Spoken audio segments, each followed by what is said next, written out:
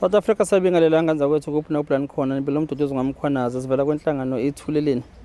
Sinibela ke namhlanje umhla ka-28 August 2025 sinibela singapha ke endaweni yaseMpangeni la sikhona. Sizobona umama la ohamba nendodakazi yakhe. Umama ke banendodakazi nomufi kade esebenza embuthweni wamaphoyisa. Wagcina ke sedlula ke emhlabeni ke upartner wakhe. Ngokwemsebenzi ke kube khona ke imali eziphumileke zengane njengoba bebengashadile but ingane beneficiary. Ukuhambe kwahamba kungazuthi imali agcina seziduka ke ukuthi kanjani ke bazochaza. Asiqali ke kathulele ubhekana necase enjengalesi ke sawenza amakhisi njengalawa la khona okufana nje yonke into ne-system abashawa ngayo bashawa umuntu oyedwa futhi exactly.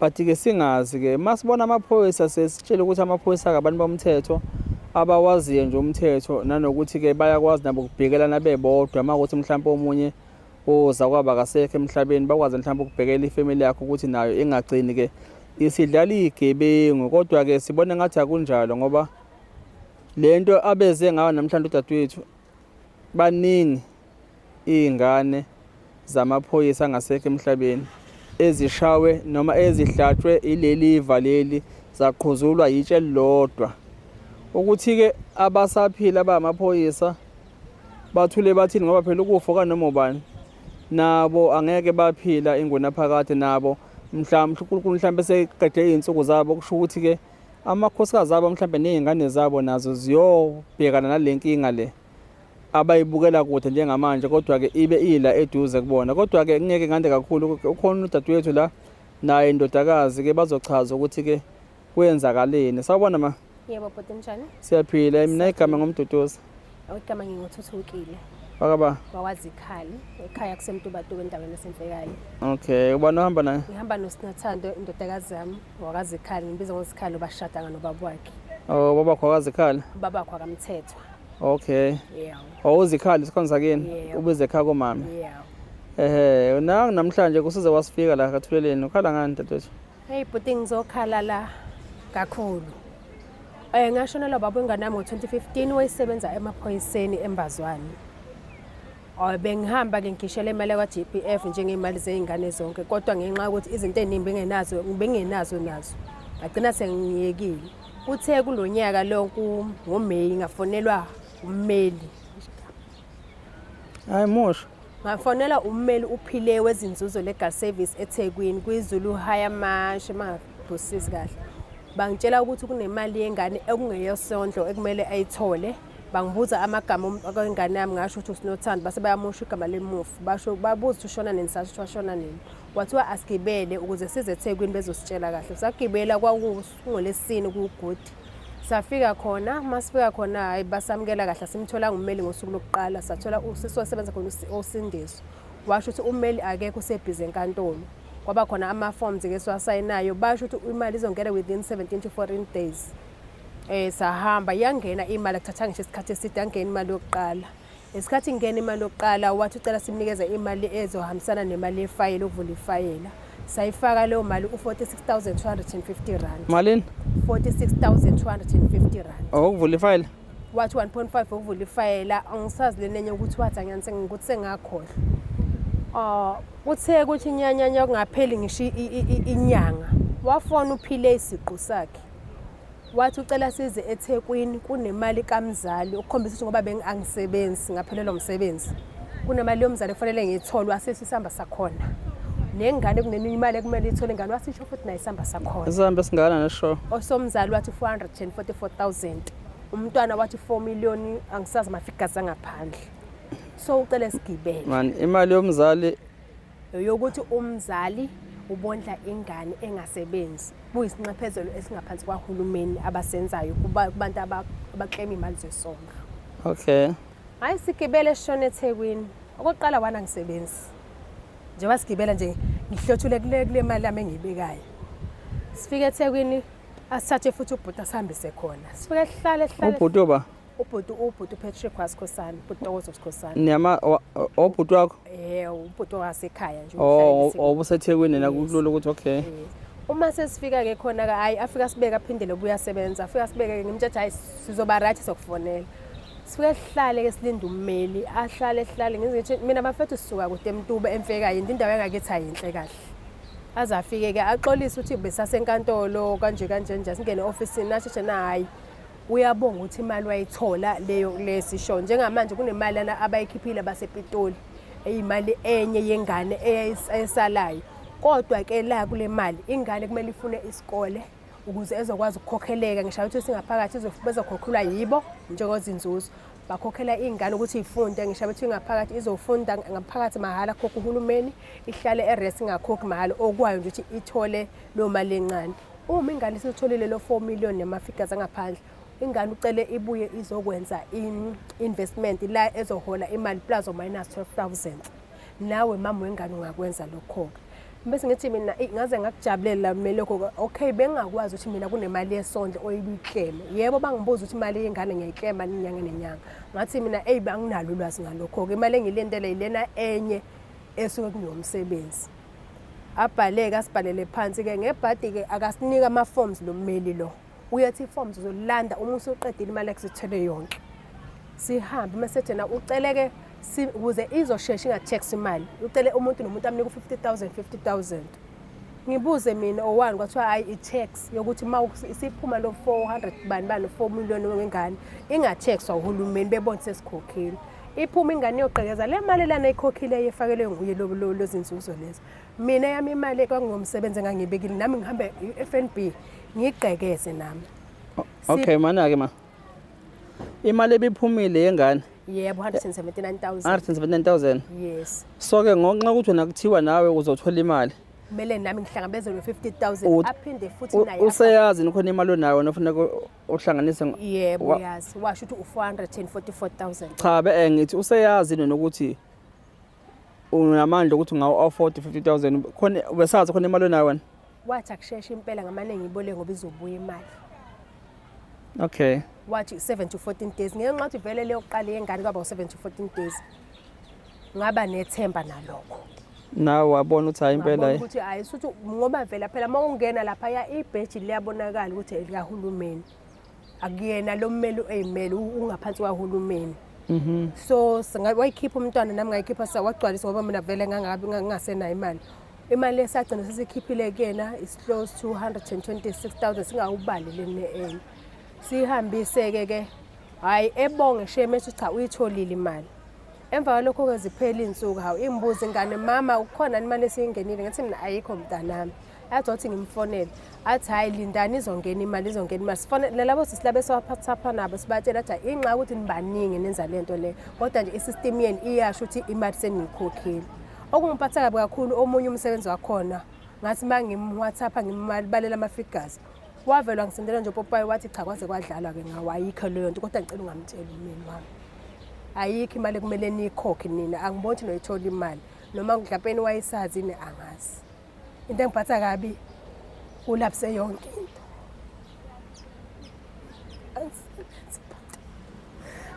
Amapholisa amalapsile. Nginey'ngane obungibona fanele esikoleni angisekhokhela ngalo. Sengiyibona ngisehluleka inganeni yami. Ngiyibona ngumthwalo nasekhaya. Ngoba imali le ade ngithembele kuyona engazi ukuyisebenzisa ngokhokhela amapholisi yona angiphuce yona. Imali yengane yami le kwazi ukuyizamela ukuthi ikwazi njengamanje ade enzile nansi akufanele driving school uzonyawo uzame esikoleni sinezinye izinto asikwazi ukwenza. Angazi ngiyacela ukuthi nisize kakhulu namandleni ngiyeza ukushana basiza abantu kodwa ngicela nonqande lomkhuba uma nibheka ngempela sithi wonke umuntu uma ifika kuyena ufika heheke ngenxa yokuthi umsebenzi oqala uyawenza kahle. Lokho kwesibili ukuthi usuya eseqola. Ngiyacela ukuthi besukuma abantu abanezingane zikaMaphoyisa kakhulukazi beyibukele lento ngoba kubhlungu. Kubhlungu konke imali ungenayo. Umuntu aqola imali ube nakho ummeli azi ukuthi wena ngeke uzwenze lutho ungaphezulu kwamali. Ngiyacela ningisize. Ngicela kakhulu. Mina South Africa yabona la akukho into engizosiza ngayo mina. Yabo le. Lana nje akukho into engizosiza ngayo ngoba le ibhekene namaphoyisa okuyiwona abophayo okuyiwona futhi okuthiwa ingalo yawo inde. le nje ngi-expect ukuthi asuke wona amaphoyisa azisize ngale ngalo wona ayigibele le yawo ende. The only thing engenza mina kuphela ngithatha udaba nje kuphela ngilidlale nje kubafo Shamasa nalo udaba olukhona oluthethe amaphoyisa iy'ngane zawo. Ngizwile nje kakhulu bekade khona imali ekade idonethwa ngazi yiphi i-foundation noma whatever beyi-charity ebebemdonethela ngayo ubafi inkomo noma whatever, but nayo opt ukuthi-ke ngoba uyahola ngayi-accept njengaleyo, but-ke ukuthi adivert ukuthi lo mafunds awaye ey'nganeni zamaphoyisa njengayo ndundodakazi angithi yabo esikhwameni ukuze iyokwazi ukuthi ifundise iy'ngane zamaphoyisa laba ngasekho emhlabeni. But-ke kubuhlungu uma ukuthi-ke lokho okuncane-ke okuyithukuthuku zabazali bakhe zabo abade besiphoyisa bengasekho emhlabeni kade asebenza kanzima ngokuy'khandla bejakha thinikhe beyongila ngaphandle, bese kuthi leso sinkwa sey'ngane yiphinde futhi siphucwe-ke abantu angazi ukuthi abantu abakanjani abathi bazomthetho nabasuke bezolekelela. But-ke njengoba ngisho nje mina amaphoyisa azosukuma wona kule nto le azithintithe wona ngoba le ibhekene nawo nje ngqo amaphoyisa yabo. Lena nje ayiwona funeka afase amabhuzu nje abhekane nayo ngoba le nto iyi-syndicate le nto. Akuyona into encane le, i-syndicate le enabantu futhi uma uyibheka into yakhona abaningi aba-involve kule nto angithi yabo. Ubona nangendlela imali yakhona esheshiswa ngayo ukuthi ikwazi ukuprocesseka ukuthi ingene. Kunabantu kunamhlanje iy'mali zabo ey'vela ko-GPF and whatsoever engakafiki nokufika kuze kube namhlanje. Abantu balambile ney'ngane intana ey'lambile aziy'tholi imali zabazali babo angithi yabo zistakile. Kodwa le yamaphoyisa angasekho emhlabeni ney'ngane zawo, hey uthi weeks mkhulu kabi ukuthi ingene le mali kuyena futhi lo muntu osina awuqedi uthi kuphileni awuqedi esondla inhlobo. Hayi awuqedi 7 to 14 days abakutshela wona exactly ngqo ingena nje ungafiki nje 14 days. hayi amaphoyisa awesukumele wona nje yabo. Kuhlungu kodwa ngoba manje lento ayenzakho uqola abantu abamnyama noma kuthiwa uqola wonke umuntu kodwa kubuhlungu ngoba manje asisebenzi. Ngisho bekuthiwa uyasebenza ave kubuhlungu ukhipha 100 noma 200,000 ukhiphela umuntu othi ummeli noma Jesus uthi yena ummeli-ke thina sizintuthwane kuyena. Kodwa ngiyafisa ukuthi noma kuthiwa wena uNkulunkulu ake mbone siphendule namaphoyisa nawo mkhwanazi cela ungene ngoba amaphoyisa hayi ukuthi ngoba mhlawumbe egcina kanje baningi mhlawumbe abazodlula emhlabeni abangenalwazi njengathi. After sekuhambe le mali yini eniyenzile la nibone khona ukuthi mhlawumbe-ke la ayi nishaya ngempiphindiwe nenzeni? Ngaqala ngangena Facebook kuma-legal advice ngabhala ngaphendula nje omunye wathi sisi i-scam lo muntu lowo. Ngithe uma sengingenela ngatshela ubhuti omunye ohantshangaso iphoyisa ngathi mina ngicela ungisize ngine-stress. Umama imbuke ngimtshela uyakhala ngathi ngakhipha imali ebhenki ngisiza uSinongo imali yesondlo wathi ummeli iyangena imali yokuqala wathi ummeli uphinde simhlangabeze ngemali engaka ukuze sithole enye esibili. Wavele nje wangitshela ukuthi ngisho bethiwa ngiyakuthanda ukukusiza uyaziwa South Africa yonke ukuthi uyisigebengu. Yeah, that's what I was saying ukuthi it's a syndicate leyana ngithi yabo hayi ukuthi la bantu abamazi bayamazi yabo.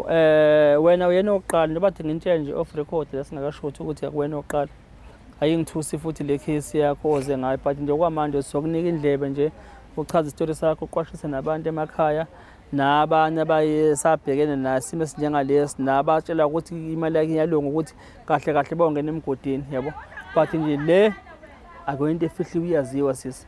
Sibe nabantu thina ngithi ngicela ye before last ke sayenza icase ekhosini yey'ngane ngithathe la kosisi zey'ngane ngokwehlukana abanye abakhona lesikhaweni kwabe khona ngokuhlukana futhi ngapha nje phesheya kothukela ngathi nina nani nje phansi othulini yabo. Dila nabo vele. Hayi ngapha nje phesheya kothukela hayi impela hayi ushaya ujuqu ngapha kunini hayi yabo. Kodwa yibona laba abasebenza nabathule bethini ngoba wathi esuka wathi 9 number 021 nothi ngifonele ngibuza i-processing nje ngathi mina njengommeli uyini antu umsebenzi wakho. Ummeli ngempela. Ummeli ngempela. Ngimazi phela ibhaliwe nje izinzuzo nje ngisho ngathi ibhalo ukuthini izinzuzo legal ngibonisa sinose liveze negama lakhona silibone kodwa abantu bazolibona emakhaya.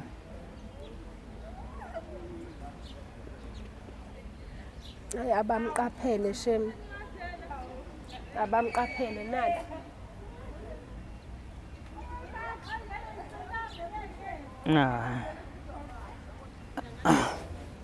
Akuyena ummeli lo ma.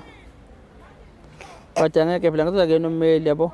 But to prove lokho kuwena ngicela mase nifike ekhaya ningene kwi-Google ne-research nicele inamba legal practice council. Yeah. It could be KZN multinational. Yeah.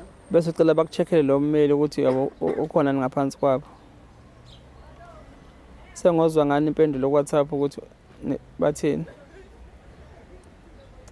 Okay. Naso singathwasho umunye athakamazi. Legal practice council ibona ke abaphethe abameli nje bonke eSouth Africa aba registered.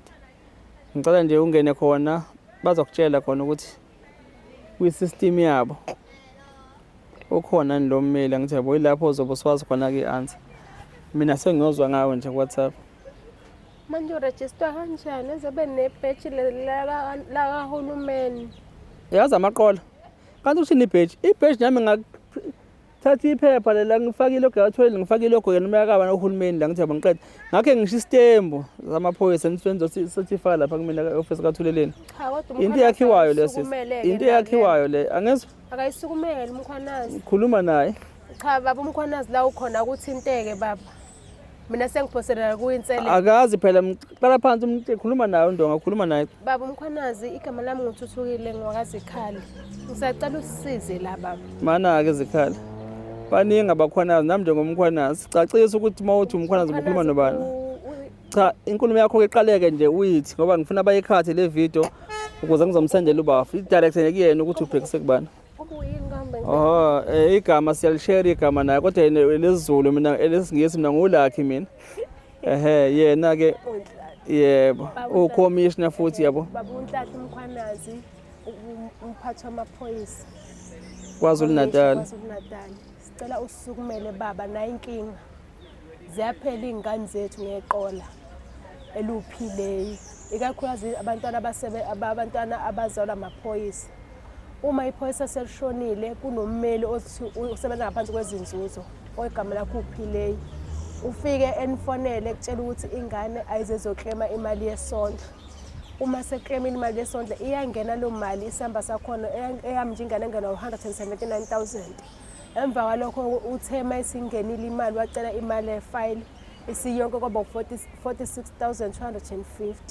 Emva kwalokho wafona wathi kunemali yomzali o444,000 eyomntwana u4 million ngisekhohla amafigures ngaphandle. Ekumele sizoyisayinela le mali. Sihambe futhi sibuyele eThekwini. Masifika eThekwini singifike esihlale singamtholi ezefika. Mayifika ke sithathe uthuthu wena njengoba wondla ingane ubaba esewashona. Kunemali okumele uyithole kuhulumeni esiqaphezelo sokuthi awusebenzi isebenzi uyayiphantela. 444,000 ngibonge nengane nayo kanjalo. Ebese ucela sikule mali le ukuze ingathexwa sikhiphe imali engango 100,000. Angisebenzi ngagqekeza investment yami. Ngayikhokha nengane yakho ukuthi uyogqekeza le mali abasebeyikhokhele yona yabuyela kuyena. Kwathi nyanya futhi waphinde wacela enye imali wathi ukuze kusheshe uyamphoqa iPitoli ukuthi akakhokheni imali ukuze le mali isheshe iphusheke phambili. Imali esayikhokhayo kwaku 126,000 isiyonke. Kuze kube umhla lokho imali akazi izingene. Ngiyacela baba umkhwanazi, ngiyacela ntombi. Ngicela isukumele lento le. Ngoba usuthi amaphoyisa amayishona imali zawo ezohlula leli qola leli. Uphile uyiqola mqapheleni sizwe sonke. Akayena ummeli uyiqola. Ngicela nikwazi nje lokho ke. Uyiqola ndiyandini uyiqola. Ngiyafisa uNkulunkulu ukuthi asheshe akuthathe ngoba baningi osebaqola abasebenza kaGovernment uyiqola ndiya. Ngiyacela mkhwanazi la ukhona. Sukumele abasebenza nani amaphoyisa. Ingakubukeleli lokhu ubhlungu uthi usebenza kanzima uvika igebengu lapha nangapha uthi masushonile imali yakhe izodliwa uyindiya nje. Ungenza ngwanyanya manje nje ngihlangana nami kwaqeni wenza nje ngwanyanya. Ngiyacela mkhwanazi size baba. Ngiyacela kunalutho impilo bengithemba imali yabo. Okay sino sizokudlulisela nje kuyena Shamasi. But ke ungabe phela ke ngomuntu oyedwa usuthi zifa zongamvunye amandiya right nje amanje sesakhona iphilayo ezimashi njengoba nathi sabantu abamnyama nathi nje thina manguni kukhona inzwe laboya kuthini bese kuba khona abantu abaphilayo. Sakusho ukuthi-ke uma koyedwa enze okubi sekufuneka uzonde konke yabo isizwe kunjalo. No dadewethu siyazwelana kakhulu nawe nesimo obhekane kusona odlule kusona esibuhlungu ukulahlekelwa imali engaka yabo. Nomntwana naye because babakho umsebenzele wamshiyela futhi ngempela ukhombisa ukuthi umsebenzele umntwana wakho ukuthi akwazi ukuthi aqhubeke akwazi ukuphila noma uba bengasekho bese kuba ikulesimo esikanje. But-ke kodwa-ke akukho ekutheni esizokusho thina sizoyekela nje kuwona amaphoyisa-ke nanokuthi-ke abantu abasemakhaya siyathemba ukuthi-ke bazokwazi ukuqwasha.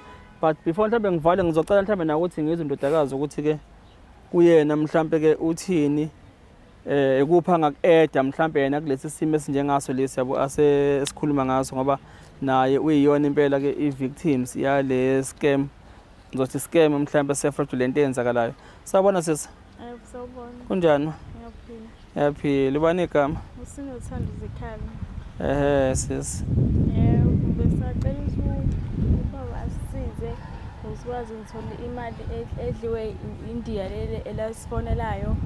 Sidlalela ekhaya lathi kumele size eThekwini ulanda imali engayishela ubaba izongisiza ukuthi ngifunde. Sahamba-ke nomama senze sikwenza eThekwini sayithola imali.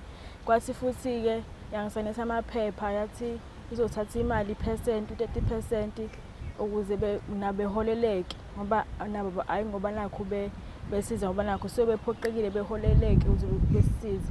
Yangena imali ngabakhokhela sebekhokhelile basibize kwesibili eThekwini sa eThekwini.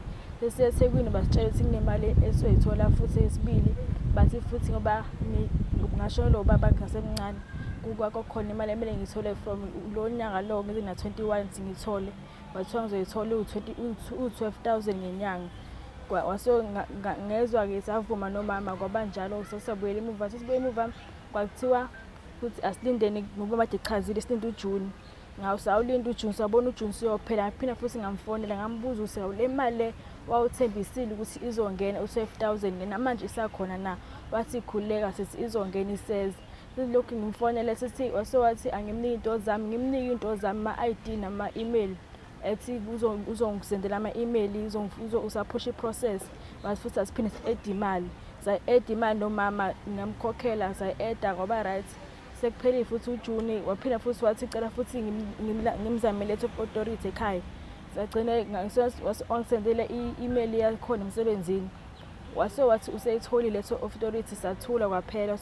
Kapho abasanga sayithola letter of authority cela phela futhi ngimzamele sayizama sangayithola-ke ekhaya. Lapho-ke ngoba nakho-ke ilokhu wathula nje ngoba kuzobuke manje mayithula mayengimfonela uyayibamba asho ukuthi usabhizi uzobuya back email engabuyeli kodwa manje akasayibambi ifoni yami noma mangifona ibanjwe omunye umuntu ayisabanjwa uyena. Phinde futhi ngamfonela ensukwini athi lokho ngimfonela akasayibambi futhi angazi anti kwenzakalani. Kukhona konke lokho kwenzakalayo nje uzizwa kanjani wena sisi? Mina ngizizwa ngiphathekile kabi phela sithi size kumuntu ozosisiza nje cha uzosiqola imali yethu. Manje angazi izinto esingayithini. Nibangaki ingane kubabakho? Ngaze u2. Yimo oqala bese bakhona olandela mina othi ngimshiya nginyanga usemseleni bese uba umfana engimaziyo ngamgcina ethi usembazwana. Bese ngaze sizwe ngakho. Uyaxhumana nabo? Ngixhumana nalo semseleni intombazana. Uthini nakekho imali yakhe ekuthiwa ikhona kuyena? Akaze esho lutho aphile. Akaze sikhulume ngaleyo mali. Kuzofuneka ukhulume kumqwashisa kuse-early. Yebo ngizokhuluma naye. Ukuthi uma kuwukuthi kanje asheshaze futhi usondele eduze kwakhe njengoba nobhuti wenu lo nimshoyo ole funa zofuneka nimzame nimthole yabo ngoba nabo bazofana njengawe dadewethu. Ungakhali sisi. Yabo umusukhala ma. Yabo esemhlabeni-ke sifunda ngamaphutha izigebengu izimpisi zikhona ezimbethe isikhumba semvula yabo. But-ke asithembe ukuthi nobaba wakho la ekhona uzoba idlozi lephoyisa. Angisho iphoyisa. Lokho zifuna idlozi lephoyisa. Hayi lokuthiwa hey gogo letha umendo mkhulu lethi inkoma sifuna idlozi lephoyisa la. Na wonke lama fallen police heroes awele empini ukuthi awavukeke njengamanje la ekhona abambane abhekane nale syndicate ekhona njengamanje because phelile ingane zawo. Iphele kubhlungu yabo. kubuhlungu kunina-ke phela ayikho imali encane kodwa-ke lesamba asithathile kunina singcono. Laba abanye babelapha babehambe bona 400,000 yabo. Laba la esikhawini nje babe bangaki babe u3 lezingane zaziwu3 noma 2 zaziwu3 ethatha labo 150 ingane yabo ingane nomama ngithi yabo ethatha imali elingana kubona bonke wala ukuthi wahlangabezana ngabo 50 kunina angithi 50-50 kubona-ke nabo uyahamba nje kanjalo yabo. Wena wabona umuntu legenca umoba ngobhusha ngithi yabo uhambe nje uyisa nje kanje yabo. But-ke hayi njengoba ngisho nje ngithi thina ukho esitheni singakwenza yabo kubhale ukuthi nesithe sonikeza indlebe njengothweleni nichaze niqwashise abasemakhaya nabo basukume babhekane nesimo esikanje kodwa-ke amaphoyisa awazisukumele wona kulento le awazisukumele wona azifayithele wona le nkohlakalo emboze bona ngoba inkohlakalo lebhekene nabo yabo. Nokuthi bona kuphela-ke nakubona-ke ingane zisebenza kuhulumeni ngoba akashayi kuphela amaphoyisa kodwa noma washaya kakhulu namaphoyisa ebhekene nawo ngicabanga ukuthi nabanye iy'ngane zabesebenza kukhona uhulumeni nazo zikhona involved lapho uyayishaya kwazona. Khona izenza uhulumeni ngoba Yes, khona nje thina nabantu abasebenza kuhulumeni. oyodwa simbhekele eMtuba asimbhekele imali yakhe ingangobani manje isi-close to wathi 600,000 ehe ngasho ucela simbhekele impela kodwa ubona sengathi ukuthi washona imali yakho ngoba manje ngathi uzoricha u21 kulo nyaka Ikuyena imali nomsakuyena umndeni. esasekuyo umndeni. Ah, Ngambuza ngathi mina mongamtholi wenze njani athi izobuyela kuhulumeni kodwa angiboni ukuthi izobuyela kuhulumeni ngoba hayi cha uthi hayi adlalisa ulimi sisi sothi ukhuluma kahle uzoyidla yena naye lo 600 wengane yabantu. no yilokho nesi siyabonga sithene ngoba besobheka umkhulu nana sikwazele kube izoba kube kukude phela eThekwini endleko njengoba nisho nje ukuthi yabo. That's why ngithi asize empangeni ngicela ulinde usuku ukuze sibe la empangeni sikwazi kuseduze eMtuba. How many Hayi kuseduza lipheli usuka la eMtuba itaxi kufana kuseduza. that's why ngithanda sihlangane halfway nani bese sizobhekela umkhulu la umkhulu ubiyela nangilowe onyawo yabo. Besiza la esibhedlela but-ke sizokubona sesizile udaba lakho-ke sizodlulisa nathi kubona bomthetho bayibonele bona basukume bayithintithe bona. Yilokho nje angazi noma likhona lokugcina nifuna ukulibeka. Engasho nje ngiyabonga kakhulu futhi ukuthi nizosinikeza indlebe. Ngiyafisa ukuthi lokho sesikukhulume la sengazi ukuthi ubaba uCommissioner angakusukumela angakubukeli kude nabanye baseduze kwakho bengakubukeli kude into ungayibukela kude kanti izoza nawe eduze kwakho usengakwenza nokomunye ihlobo sakhe akabe kusukumela amaphoyisa abasebenzi bakahulumeni angisho njalo ngoba ushaya abasebenzi bakahulumeni akeke nibuke ngelinyiso lolu daba ngoba cha sesiphelile akungabe sekwelela nakabani. Ngiyacela nikusukumele nje nike nikushaye njengoba nisuke nisukumala igebengu kakhulu ake sinalo isigebengu ake nisilande siseThekwini la sikhona sicela nisilandele khona. Ngiyabonga bobhuti uNkulunkulu anibusise ngomsebenzi wenu ningapheli amandla. Siyabonga. Anandisele kukhanye konke nje lapha enisuke nithathe khona ukudela kwenu petrol wenu singelutho uNkulunkulu onibona ngelinye ilanga. Siyabonga ma. Siyabonga.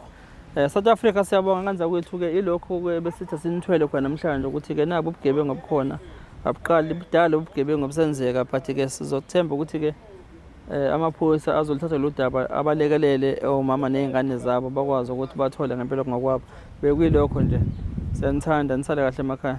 Siyabonga.